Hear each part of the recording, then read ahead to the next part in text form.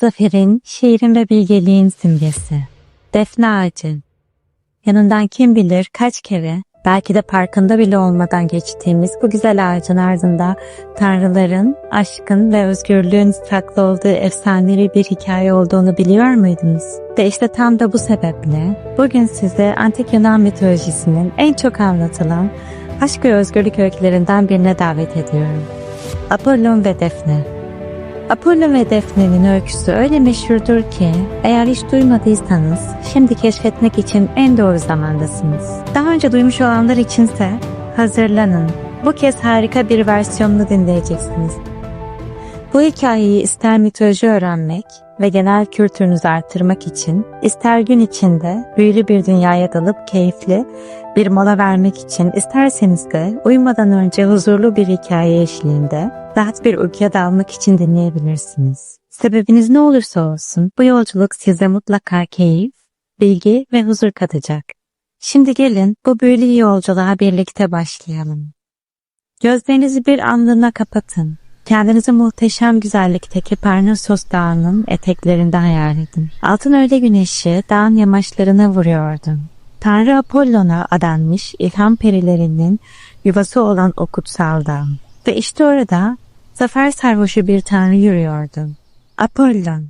Apollon, Yunan mitolojisinin en ünlü ve kudretli tanrılarından biriydi. Güneşin, kehanetin ve sanatın tanrısı. İnsanlara ışık, geleceği görme ve ilham getiren güç ondaydı.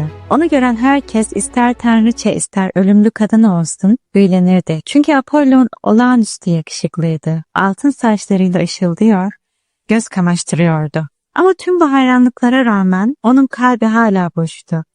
Henüz kimseye aşık olmamıştı. İşte hikayemizin başladığı gün Apollon, başta da söylediğimiz gibi taze zaferin gururuyla yürüyordu. Göğsünde zafer, dudaklarında küçümseyen bir tebessüm. Python adındaki o korkunç devi gölgesini dağların üzerinden silerek yere sermişti. Yılana sapladığı oklar şimdi sırtındaki sadağında sessizce duruyordu. Ama o sırada ormanın sessizliğini hafif bir kanat çırpışı bozdu. Kanatları ışığın içinde parlayan küçük bir figür belirdi. Aşkın küçük tanrısı Eros. Antik sanat eserlerinde Eros bazen kanatlı bir genç delikanlı, bazen de sevimli bir çocuk olarak resmedilirdi.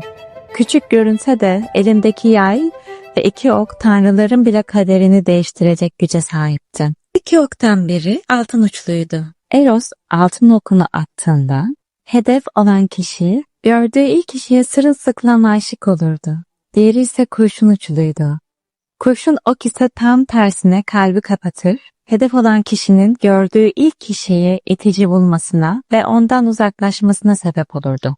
Eros'u gören Apollon, başını yana eğdi, gözlerinde alayla parlayan bir kıvılcım. "Eros," dedi Apollon, sesi ipek gibi pürüzsüz ama içinde demir saklıydı. "Yayını benim yanımda taşıdığın için kendini şanslı say. Ok nedir, hedef nedir? Bir gün sana öğretirim." Eros'un dudak kenarı seyirdi. Öfkesi küçücük bedenine sığmazdı. "Öğretmek mi?" dedi küçümseyen bir gülüşle. "Sen bedenin düşmanlarını indirirsin, ben kalbin efendisini." Eros bir an sustu, sonra kılıfından iki ok çıkardı.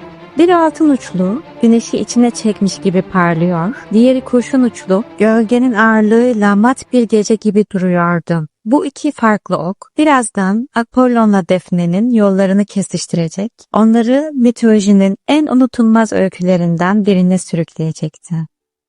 Eros sessizce yayını gerdi. Altın ok, ışığın içinden bir parıltı gibi süzüldü ve Apollon'un kalbine saplandı. Tam o anda Apollon'un gözleri ormanın zarif peri kızlarından birine, Defne'ye çevrildi. Ve Eros'un altın oku hemen etkisini gösterdi. Apollon onu görür görmez aşık oldu. Bir anda Tanrı'nın içi hiç bilmediği bir ateşle doldu. Gururu, kibri yanıp kül oldu ve yerine karşı konulmaz bir aşka bıraktı. Bu Eros'un intikam planının ilk adımıydı. Ama Eros bununla yetinmedi. Planının ikinci kısmına geçti. Bu sefer kurşun okunu yayına koydu. Apollon'un gözlerini Defne'ye diktiğini görünce oku Defne'ye doğrulttu. Ok görünmez bir çizgi gibi göğü deldi ve Defne'nin kalbine saplandı. Defne, nehir tanrısı Peneus'un kızıydı. Güzeller güzeli, özgürlüğüne düşkün, zarif bir peri kızı. Normalde herkes gibi onun da Apollo'nun yakışıklılığına ve ihtişamına kapılması beklenirdi. Ama kurşun ok kalbine saplanmıştı. Başını kaldırıp Apollo'nu gördüğü anda ona hayranlık duymak bir yana ondan uzaklaşmak istedi.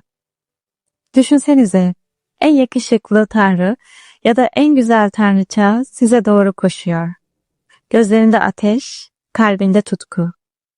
Ama siz Eros'un kurşun oku yüzünden bunu fark bile edemiyorsunuz. İşte Defne'nin kaderi buydu.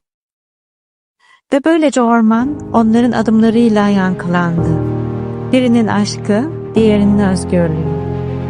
Apollon Defne'ye doğru yürümeye başladı. Altın saçları parlıyor, gözlerinde ateş yanıyordu. İlk kez aşık olmuştu ve ilk kez reddedilecekti. Defne ise Eros'un kurşun okunun etkisi altındaydı. Apollon'un ihtişamı ona hayranlık değil, sadece kaçma isteği veriyordu. Defne ormana doğru koştu. Ayakları köklerin üzerinden geçti. Dallar yolunu açtı. Orman sanki onu koruyordu. Apollon pes etmedi. Peşinden gitti. Defne diye seslendi. Sana zarar vermeyeceğim, söz veriyorum. Ama Defne'nin kalbi kapalıydı. Onun için bu sözler zincir gibiydi. Sonunda önünde bir nehir belirdi. Babası Peneus'un nehri. Defne suya girdi, ellerini göğe kaldırdı. Baba, dedi. Nehirlerin efendisi Peneus. Beni kurtar. Eğer bedenimi değiştireceksen değiştir ama özgürlüğümü koru. Bir anda toprak titredi. Defne'nin parmakları sertleşti, saçları dallara dönüştü. Ve Apollo'nun gözleri önünde Defne bir defne ağacına dönüştü. Apollo şaşkınlıkla ağacın gövdesine dokundu. Hayır diye fısıldadı. Bunu istemedim. Ama artık çok geçti.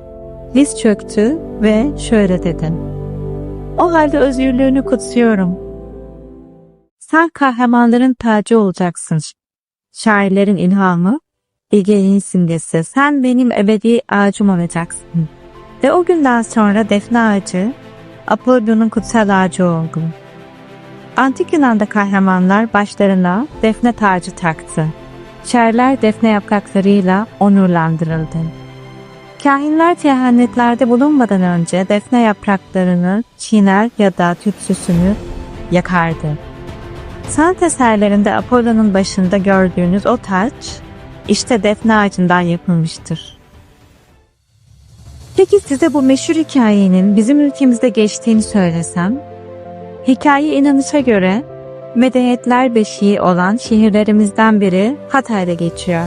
İzleri bugün hala Anadolu'da, Hatay'ın Harbiye bölgesinde yaşıyor. Peki Harbiye'nin antik dönemdeki adı neydi dersiniz? Dafne, yani Defne.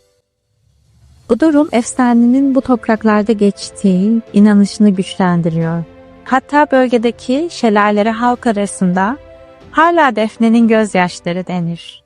Şelalelerin sesi insanı bu eski hikayeyi hatırlatır.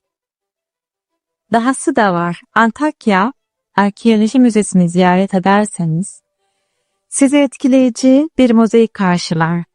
Bu mozaikte Apollon tam da defne ağaca dönüşürken ona elini uzatırken resmedilmiştir. O mozaik yalnızca bir sanat eseri değil, binlerce yıllık bir hikayenin belgesi gibidir. Yolunuz Hatay'a düşerse Harbiye'deki şelalelerin sesini dinleyin.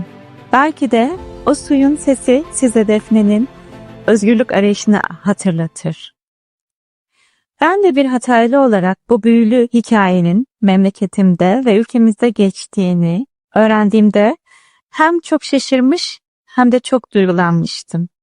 Mesela bizim ailede de yapılan, yörede çok yaygın olan o mis gibi defne sabununun bu hikayeye dayandığını öğrenmek beni gerçekten etkilemişti. Peki bu binlerce yıllık hikaye bugün hayatımızın neresinde? Aslında sandığımızdan çok daha yakında. Mesela mutfağımızda yemeklere o eşsiz aromayı veren kuru defne yaprağı var ya, işte o yaprak Bu hikayedeki Defne'nin bir parçası ya da spor müsabakalarında şampiyonların başına takılan zafer taçları. Onlar da bu efsanenin yansımaları. Yani farkında olmadan binlerce yıldır özgürlüğün, zaferin ve dönüşümün sembolünü hayatımızın içinde tutuyoruz. Bugün bu büyüleyici hikayenin başından sonuna kadar benimle yolculuk ettiğiniz için çok teşekkür ederim. Umarım siz de en az benim kadar keyif almış, heyecan duymuş ve yeni bilgiler öğrenmişsinizdir. Bundan sonra da size keyif verecek, genel kültürünüzü zenginleştirecek pek çok büyülü hikayeyi paylaşmaya devam edeceğim. Kaçırmamak için kanalıma abone olmayı unutmayın. Videomu beğenirseniz de beni çok mutlu edersiniz. Her videoyu sizlere en iyi şekilde sunabilmek için büyük bir özenle hazırlıyorum. Bu yüzden her bir beğeni, abonelik ve yorum benim için inanılmaz değerli ve mutluluk verici. Eski videolarımı da kanalda bulabilir. Onlarla da mitolojinin büyülü dünyasına yolculuğa çıkabilirsiniz. Bir sonraki kadim hikayede görüşmek üzere.